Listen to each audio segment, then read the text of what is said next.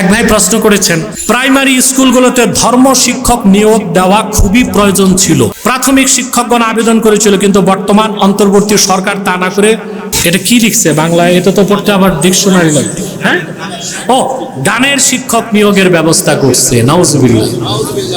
আচ্ছা ভাই, আপনাদের দেশে স্কুলে ধর্ম শিক্ষা আছে না? কথা বলে না। ইসলাম শিক্ষা আছে তো এটা পড়াবে কে? আলেম লাগবে কি না? ধর্ম শিক্ষক লাগবে না? অন্তত কামেল পাস, দাওরা পাস বা ফাজেল পাস লাগবে না? কথা বলেন। তো অনেক স্কুলে ধর্ম শিক্ষক নাই, দেখা যায় ধর্ম শিক্ষক নাই, ক্লাস নিচ্ছে হিন্দু শিক্ষক। তো ইসলাম শিক্ষা বইতে তো কোরআনের আয়াত আছে, হাদিস আছে, একটা হিন্দুর জন্য এটা ধরাই ঠিক না। কথা বলেন। আবেদন করা হয়েছে ধর্ম শিক্ষক নিয়োগের জন্য, কিন্তু বর্তমানে যারা আছে ওনাদের কানে পানি ঢুকতেছে না, ওনারা সারে গামা শিখাইতে গানের শিক্ষক নিয়োগ দিচ্ছে। মানে আগে যারা ছিল শয়তান, যেগুলো সোয়ার ছিল মানুষগুলো সরছে, ওই শয়তানগুলো আবার এদের ঘাড়ে সোয়ার হয়েছে। আল্লাহ হেদায়েত করুক। খলিফা হারুনুর রশিদের সময় আব্বাসী খেলাফত যখন অর্ধেক পৃথিবী শাসন করত, তখন সেই খেলাফতে ইসলামিয়ায় বাগদাদে কাজীউল কুজাত চিফ জাস্টিস ছিলেন ইমাম আবু ইউসুফ। তো তিনি একদিন এজলাসে বিচার করতে করতে হঠাৎ তিনি বললেন, ইন্না রাসূলুল্লাহি সাল্লাল্লাহু আলাইহি ওয়াসাল্লাম কানা ইউহিব্বুদ দুব্বা ফাআনা উহিব্বুদ দুব্বা। আল্লাহ রাসূল সাল্লাল্লাহু আলাইহি সাল্লাম লাউ পছন্দ করতেন, আপনারা? আমি লাউ পছন্দ করি, আপনারাও? তবে আপনার লাউ খেতে শিখেন নাই। চিংড়ি মাছ শুটকি দিয়া দামি জিনিসটা নষ্ট করেন। লাউ খাবেন গোশত দিয়ে। হ্যাঁ, এটা হাদিস শরীফে এসেছে, লাউতে গোশত দিলে বরকত হয়, 10 জনেরটা 30 জন খেতে পারে। আবু ইউসুফ বললেন যে আল্লাহ রাসূল সাল্লাল্লাহু আলাইহি সাল্লাম লাউ পছন্দ করতেন, আমি আবু ইউসুফও লাউ পছন্দ করি। ফাকালা রাজুলুন লা উহিব্বুদ দুব্বা। সেখানে দাঁড়ানো এক যুবক বলল, আমি লাউ পছন্দ করি না। শুধু এতটুকু বলছে, লাউ খাওয়া হারাম তাও বলে নাই, লাউ খাওয়া জায়েজ না তাও বলে নাই, শুধু বলছে আমি লাউ পছন্দ করি না। ফাতোয়ার কিতাব সাক্ষ্য দেয়, ফা আমারাল ইমামু বিকাতলিহি ফাতাবার রাজুলু ফাওরা। আবু ইউসুফ রায় দিলেন, আল্লাহর হাবিব মুহাম্মদ সাল্লাল্লাহু আলাইহি সাল্লাম লাউ পছন্দ করতেন, শোনার পর যে বলছে আমি লাউ পছন্দ করি না, ওটা মুসলমান থাকতে পারে না, তার গর্দান কাটো। তাৎক্ষণিক সে তওবা করার পর আবু ইউসুফ তাকে ক্ষমা করে দিচ্ছেন। তাহলে ভাই, লাউ খাওয়ার মতো একটা সুন্নতকেও সুন্নত জানার পর কটাক্ষ করলে ঈমান থাকে না, শেষ, ঈমান শেষ। তাহলে আল্লাহর হাবিব মুহাম্মদ সাল্লাল্লাহু আলাইহি সাল্লাম যে আদর্শ, যে উসওয়ায়ে হাসানা, যে সুন্নাহ, যে নীতি রেখে গিয়েছেন, সে পুরাটাকে যদি কেউ অস্বীকার করে, ওটা মুসলমান থাকবে? দাড়ি, টুপি, জুব্বা, কুর্তা, জিকির, ফিকির, হাল ফাল সব আছে, মুসলমান বলা যাবে? এবার আসেন, আমরা সুন্নতটা বুঝি না। আমাদের দেশের পীর সাহেবদের কাছে গেলে সবক দেয়, সুন্নত তরিকায় চলবেন, জুব্বাটা এরকম হবে, টুপিটা এরকম হবে, মেসওয়াকটা এরকম হবে। জুব্বা নিয়ে যে কত ফেরকা আপনারা করতেছেন বাংলাদেশে, কেউ কাটা কুর্তা, কেউ গোল জুব্বা, তো কেউ কেউ আবার বুদ্ধি বের করছে, গোল একদম নিচে যে 2 ইঞ্চি কাটা। এটা দেখছে? এর মানে আমি উভয় পক্ষকে খুশি রাখি। আরে ভাই, প্যান্ট শার্ট পরে যে তারে নিয়ে কোনো প্রশ্ন নাই, কিন্তু যে জুব্বা কুর্তা পরতেছে তারে নিয়ে প্রশ্ন। অবশ্যই গোল জুব্বা, নিসফে সাক, হাঁটুর নিচ পর্যন্ত গোল জুব্বা পরাই সুন্নাত। কাটা কুর্তাও পরা যায়, এটাও লেবাসুত তাকওয়ার মধ্যে পড়ে। এগুলো নিয়ে আমরা ঝগড়া বিবাদ করার চেষ্টা করব না। আমরা মূল দেখব আকীদা ঠিক আছে কিনা। কি দেখতে হবে? তো পীর সাহেবদের কাছে গেলে ওনারা খুব জোর দেয়, জুব্বাটা এরকম হবে, পল্লী থাকবে না, টুপি এরকম হবে।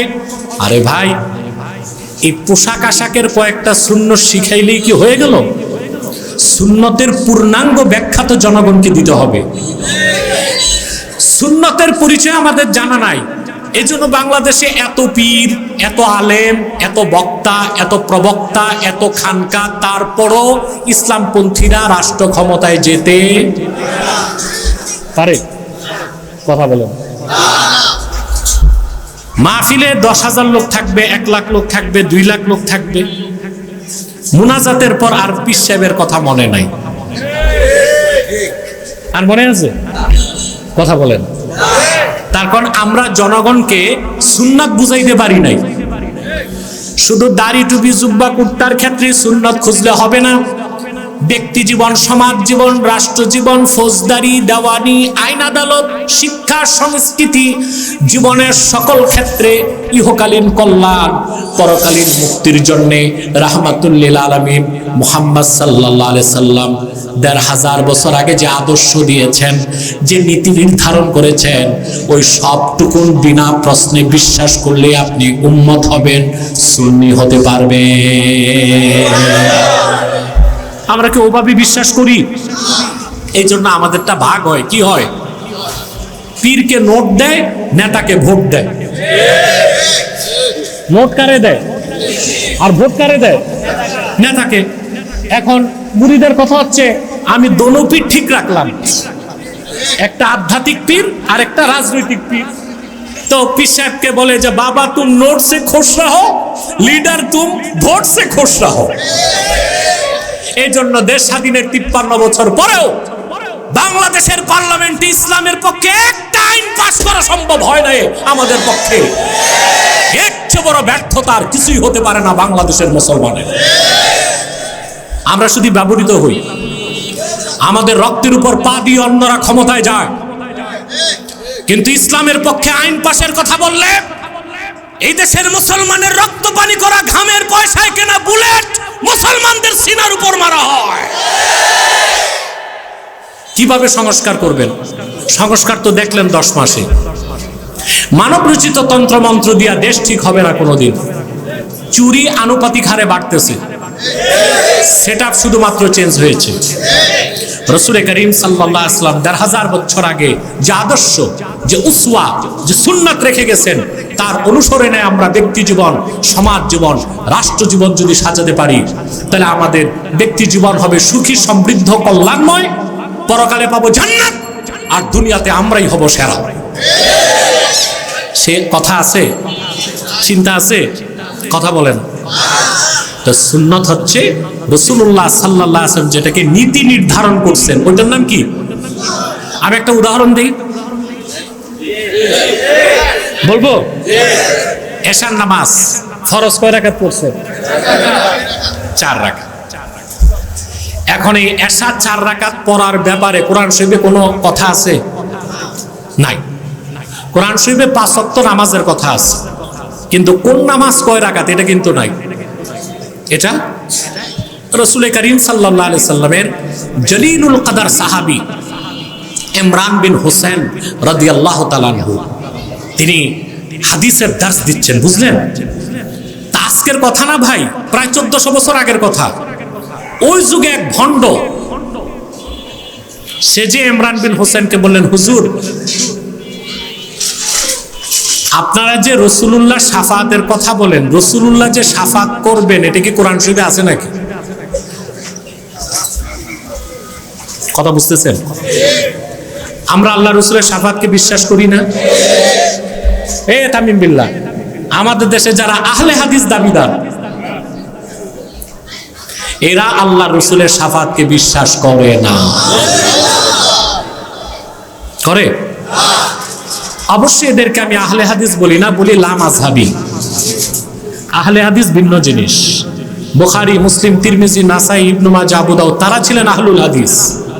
এখন যারা নিজেদেরকে আহলে হাদিস দাবি করে, এরা হচ্ছে লা মাযহাবী। এখন আরেকটা ভয়ঙ্কর ফিতনা বের হয়েছে, আহলে কোরআন। এরা হাদিস মানে না, শুধু কোরআন মানে। বুঝলেন? তো এই ফিতনাটা এখন না, এই ফিতনাটা 1400 বছর আগেও ছিল। ইমরান বিন হোসেনের কাছে যে ওই ভণ্ড বলতেছে রাসূলুল্লাহর শাফাতের কথা কোরআনের কোথায় আছে, আমারে দেখান। ইমরান বিন হোসেন রাদিয়াল্লাহু তাআলা কি জবাব দিয়েছে শুনবেন তো? তিনি বললেন, তুমি কি কোরআন শরীফ পড়ছো? হাল ক্বারাআতাল কুরআনা? বলে, পড়ছি, আমার মুখস্থ আছে কোরআন শরীফ। ভণ্ড বলতেছে, তুমি নামাজ পড়ো? বলে, পড়ি। তো কোন নামাজ কয় রাকাত পড়ো? তাকে জিজ্ঞেস করছে। সে বলতেছে, কেন? এশার ফরজ 4, ফজরের ফরজ 2, এশার ফরজ বলেন যোহর, আসর, মাগরিব, এশা। ইমরান বিন হোসেন জিজ্ঞেস করলেন, মিন আইনা আখাজতুম হাযা শান? ফজর নামাজ 2 রাকাত, যোহর 4, আসর 4, মাগরিব 3, এশা 4 রাকাতের কথাগুলো কোরআনের কোথায় পেয়েছো তুমি? তার মানে তুমি তো কোরআন ছাড়া কিছু মানো না, তো রাকাত পাইছো কই? এখন সে ভণ্ড জবাব দিচ্ছেন, আখাজনা মিনকুম, আল্লাহর হাবিবের সাহাবী আপনারা যারা, আপনাদের কাছে পেয়েছি। ইমরান বিন হোসেন বললেন, তাহলে শুনে রাখো, আখাজতুম মিন্না ওয়া আখাজনা মির রাসূলিল্লাহ, তোমরা পেয়েছো আমাদের কাছ থেকে, আর আমরা সাহাবীগণ পেয়েছি রাসূলুল্লাহর কদম মোবারক থেকে। এরই নাম হাদিস। এর নাম কি? হাদিস। অতএব কেউ যদি বলে আমি শুধু কোরআন বিশ্বাস করি, হাদিস বিশ্বাস করি না, ওটা মুসলমান না কাফের? এই ফিতনাটা বাংলাদেশে মাথা চাড়া দিছিল 21 সালে। তো এই ফেরকার যে নেতা, এটা আমার কাছে আসছিল, এটা দেখছেন বোধহয় আপনারা, সোশ্যাল মিডিয়া তো দেখছেন, আসছে আমার কাছে। তো সে আমার কাছে বাহাস করতে আসবে। এখন আমি একটু নিজে নিজে চিন্তা করলাম, এটা কোনো অহংকার না, আল্লাহর হাবিব নূর নবীজি মুহাম্মদ সাল্লাল্লাহু আলাইহি সাল্লামের জুতা মুবারকের সদকা, যে আমার নাম শুনলে এখন কোনো কাফের মুশরিক নাস্তিক ডিবেটের কথা বলে না, বলে ওনারে বাদ দিয়া। তা আমি চিন্তায় পড়ে গেলাম, এই আহলে কোরআন দাবিদার যে হাদিস মানে না, শুধু কোরআন মানে, ও আমার বাড়িতে কেন ঢুকতেছে? প্রশ্ন আসে না? পরে আমি টের পাইলাম ও করছে কি, সঙ্গে নিয়ে আসছে অনেক মিডিয়া। ক্যান্টনমেন্ট থেকে ফোন দিছে নারায়ণগঞ্জের ডিসি কে, সকাল 9টায় আসছে ডিসির বাংলোতে। ডিসি তাকে ফোর্স দিয়ে দিল 12 জন পুলিশ। কতজন? এই ক্যান্টনমেন্ট, ডিসি, পুলিশ সব ম্যানেজ করে মিডিয়া নিয়ে আমার কাছে আসছে। তো সে আমার সাথে কথা বলছে, মাত্র 21 মিনিটের মাথায় সে শোচনীয়ভাবে পরাজিত হয়েছে, নাকে খত দিয়ে বের হয়ে গেছে। ওরা শুধু কোরআন মানে, একটা হাদিসও মানে। নাউজুবিল্লাহ বলবেন না? এদেরকে মুসলমান বলা যাবে? রাসূলুল্লাহর হাদিসকে বাদ দিলে নামাজের অস্তিত্বই তো থাকে না, যাকাতের অস্তিত্ব থাকে না, রোজার কিভাবে রাখবেন এর কোনো অস্তিত্ব থাকে না। তো বলছিলাম, এই যে এশার নামাজ 4 রাকাত, 4 রাকাত এশা পড়া কি ফরজ, আর 3 রাকাতও চলবে না, 5 রাকাতও চলবে না, 4 রাকাত পড়তে হবে। এটা কার সুন্নত? রাসূলুল্লাহর সুন্নত। সুবহানাল্লাহ। নামাজটা ফরজ, নামাজটা হুকমান কি ফরজ, আর 4 রাকাত পড়া কি সুন্নাত। কার সুন্নত? রাসূলুল্লাহ নীতি নির্ধারণ করছেন, এশা 4 রাকাত ফরজ, মুসাফির হলে 2 রাকাত।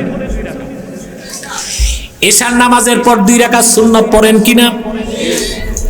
হুকুম হিসেবে এই 2 রাকাত সুন্নাত, আমল হিসেবেও সুন্নাত, নীতি হিসেবেও সুন্নাত। 2 রাকাতের পর আবার ওয়েতের পড়েন কয় রাকাত? বলেন, সালাতুল উইতর।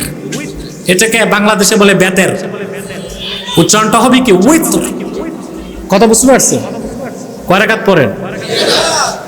এই যে 3 রাকাত নামাজ ওয়েতের পড়েন, এটা 3 রাকাত পড়া নীতি হিসেবে সুন্নত, হুকুম হিসেবে ওয়াজিব। আমি বুঝাতে পারলাম? এশার 4 রাকাত ফরজ, হুকুম হিসেবে ফরজ। 4 রাকাত পড়া নীতি হিসেবে সুন্নত, 2 রাকাত আবার সুন্নত পড়লেন, হুকুম হিসেবে সুন্নত, নীতি হিসেবে সুন্নত। 3 রাকাত আবার ওয়েতের পড়লেন, হুকুম হিসেবে ওয়াজিব, নীতি হিসেবে সুন্নাত। তাহলে শুধুমাত্র কদু খাওয়া, দস্তরখানে খাওয়া, দাড়ি আর টুপি পাগড়ি লাগাবেন, এতে আপনি সুন্নি হতে পারবেন না। বরং জীবনের সকল ক্ষেত্রে মুহাম্মদ সাল্লাল্লাহু আলাইহি সাল্লাম যে তরিকা নির্ধারণ করে দিয়েছেন, যে রীতিনীতি নির্ধারণ করে দিয়েছেন 1500 বছর আগে, জীবনের সকল ক্ষেত্রে রাসূলুল্লাহ দেখানো সেই তরিকা, সেই নীতিকে মনে প্রাণে বিশ্বাস করলে আপনি মুসলিম, আমল করলে আপনি সুন্নি হতে পারবেন। বুঝতে পারলাম? সকল ক্ষেত্রে রাসূলুল্লাহ সাল্লাল্লাহু আলাইহি সাল্লামের কোন একটা হুকুম থেকে যে মুখ ফিরিয়ে নেবে সে মুসলমান হতে পারে না। তাফসীর দুররে মানসুর 2য় খণ্ড 362 পৃষ্ঠায় ইমাম জালালউদ্দিন সুয়ুতী রাহমাতুল্লাহ একটা ঘটনা লিখেছেন। আমি বলবো? সময় দেখেন দেখেন। হ্যাঁ, আরে আলাপুল তো চলবে, টাইম দেখতে বলছি। হ্যাঁ, ইয়া আল্লাহ, অনেক রাত হয়ে গেছে, আমি আর 10 মিনিট কথা বলবো, তাহলে একটা মেসেজ নিয়ে আমরা বাড়ি যেতে পারবো ইনশাআল্লাহ। শুনতেছেন কথা? তাফসীর দুররে মানসুর 2য় খণ্ডের 262 পৃষ্ঠায় ইমাম জালালউদ্দিন সুয়ুতী রাহমাতুল্লাহ ঘটনাটি লিখেছেন। 2 জন ব্যক্তি রাসূলুল্লাহ সাল্লাল্লাহু আলাইহি ওয়াসাল্লামের কাছে আসলেন বিচার নিয়ে। কথা বুঝতেছেন? একজন লোক ছিল ইহুদি, আরেকজন ছিল মুনাফিক মুসলমান। তো হাদিস শরীফে এইভাবে এসেছে যে ইখতাসামা ইলা রাসূলিল্লাহি সাল্লাল্লাহু আলাইহি ওয়াসাল্লাম রাজুলান, 2 জন ব্যক্তি রাসূলুল্লাহ সাল্লাল্লাহু আলাইহি ওয়াসাল্লামের কাছে বিচার প্রার্থী হলেন। রাসূলুল্লাহ সাল্লাল্লাহু আলাইহি ওয়াসাল্লাম বিচার করলেন, একজন রায় পেল, আরেকজন ঠকলো। বুঝলেন? তো যে রায় পায় নাই সে ছিল মুসলিম। কি ছিল? এখন সে অসন্তুষ্ট হয়ে গেল, রাসূলুল্লাহর বিচারে খুশি হলো না। সে আল্লাহ রাসূল সাল্লাল্লাহু আলাইহি ওয়াসাল্লামকে বলল, রুদ্দানা ইলা উমর, ইয়া রাসূলুল্লাহ সাল্লাল্লাহু আলাইহি ওয়াসাল্লাম, দ্বিতীয় বিচারের জন্য আমাদেরকে ওমরের কাছে পাঠান। তো রাসূলুল্লাহ সাল্লাল্লাহু আলাইহি ওয়াসাল্লাম বললেন, যাও, ওমরের কাছে যাও। দুজন হযরত ওমরের কাছে গেলেন। মুসলিম নামধারী লোকটি বলল যে রাসূলুল্লাহ সাল্লাল্লাহু আলাইহি ওয়াসাল্লাম তার 2 জন বিচারের জন্য গেল হযরত ওমরের কাছে। যে লোকটা রায় পেয়েছে, ইহুদি লোকটা, ইতিমধ্যে বিচারটা আল্লাহর রাসূল স্বয়ং করে দিয়েছেন। রায় আমি পেয়েছি, সে অসন্তুষ্ট হয়েছে, দ্বিতীয় বিচারের জন্য আসছে। হাদিস সাক্ষ্য দেয়, হযরত ওমর বলছেন, আনতুমা মাকানাকুমা হাত্তা আখরুজা ইলাইকুমা, বিচার একটা বাকি আছে, আমি করে দিচ্ছি, এখানেই দাঁড়ায় থাকবে। فخرج عمر رضي الله تعالى عنه مشتملا على سيفه, ঘরের ভিতর থেকে তরবারি নিয়ে আসলেন। আর রাসূলুল্লাহর বিচার যে মানে নেই তাকে বললেন, আল্লাহর হাবিব মুহাম্মদ সাল্লাল্লাহু আলাইহি সাল্লামের সিদ্ধান্তকে যে মেনে নিতে পারে না, এই আকাশের নিচে বেঁচে থাকার অধিকার তার না। এই কথা বললেন, এই কথা বললেন, তরবারির এক আঘাতে সেই নামধারী মুসলমান মুনাফিকের গর্দানটা কেটে দিলেন। ইহুদি যে ছিল সোজা এক দৌড় দিছে যে এই যদি হয় মুসলমানের অবস্থা, তা আমার কি যেন বিচার হয়। দৌড়িয়ে লোকটি মসজিদ নববীতে এসে থরথর করে কাঁপতেছে। আল্লাহর হাবিব বললেন, কি হয়েছে? সে লোকটি বলল, ইয়া রাসূলুল্লাহ, ইয়া হাবিবাল্লাহ, বিচারের জন্য গেলাম, ওমর তো একটাই বিচার করেছেন যে আপনার বিচারে খুশি হয় নাই, তার গর্দান কেটে তারে দুনিয়া থেকে বিদায় করে দিচ্ছে। আমি যদি একটু দৌড় না দিতাম আমারও তিনি কেটে ফেলতেন। আল্লাহর হাবিব বললেন, মা কুনতু আযুন্নু আন্না উমারা ইয়াজতারিউ আলা কতলে মুমিন, আমি ধারণাও করতে পারি নাই ওমর কোন মুমিনকে কতল করতে পারে। সারা মদিনাতুল মুনাওয়ারায় খবর ছড়ায় গেল ওমর একজন মুসলমানকে হত্যা করে ফেলেছেন। হযরত ওমর বেজার হয়ে গেলেন, সত্যি কি আমি কোন মুসলমানকে মেরে ফেললাম নাকি? হযরত ওমরের পক্ষে আল্লাহ রাব্বুল আলামিন আয়াত নাজিল করে দিলেন, ফালা ওয়া রাব্বিকা লা ইউমিনুন হাত্তা يحكموك فيما شجر بينهم ثم لا يجدوا في أنفسهم حرجا مما قضيت ويسلموا تسليما।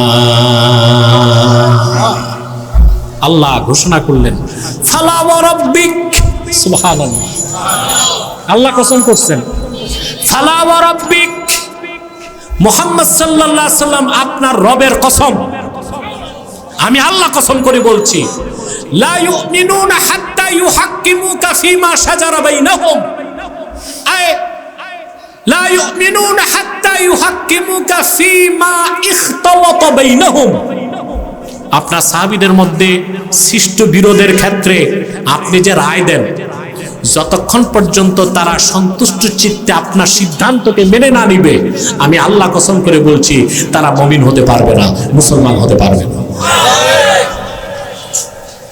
রাসূলুল্লাহ সাল্লাল্লাহু আলাইহি ওয়াসাল্লামের একটা সিদ্ধান্তকে মানতে না পারার কারণে হযরত ওমর গর্দান কেটে দিয়েছে। আল্লাহর আয়াত নাজিল হয়েছে কার পক্ষে? তা আমরা এখন বিচার করার বিষয়, আল্লাহর হাবিব মুহাম্মদ সাল্লাল্লাহু আলাইহি ওয়াসাল্লাম যে সুন্নাহ রেখে গেলেন, যে শরীয়ত রেখে গেলেন, যে জীবন বিধান রেখে গেলেন, যে উসওয়ায়ে হাসানা রেখে গেলেন, জীবনের সকল ক্ষেত্রে তার অনুসরণ যদি করতে না পারি আমরা খাঁটি মুমিন হতে পারবো না। আর যতক্ষণ খাঁটি মুমিন না হব ততক্ষণ পর্যন্ত জীবনের চেয়ে বেশি আল্লাহ তার রাসূলকে ভালোবাসি এই কথা বলার অধিকারও আমরা রাখি না। কথা বুঝতে পারলাম? তা আল্লাহ রাসূল, আল্লাহর আখিরি নবী রাহমাতুল লিল আলামিন আমার নূর নবীজি মুহাম্মদ মুস্তাফা সাল্লাল্লাহু আলাইহি ওয়াসাল্লাম ১৫০০ বছর আগে যে উসওয়াত, যে সুন্নাত রেখে গিয়েছেন, জীবনের সকল ক্ষেত্রে তার অনুসরণ করতে হবে।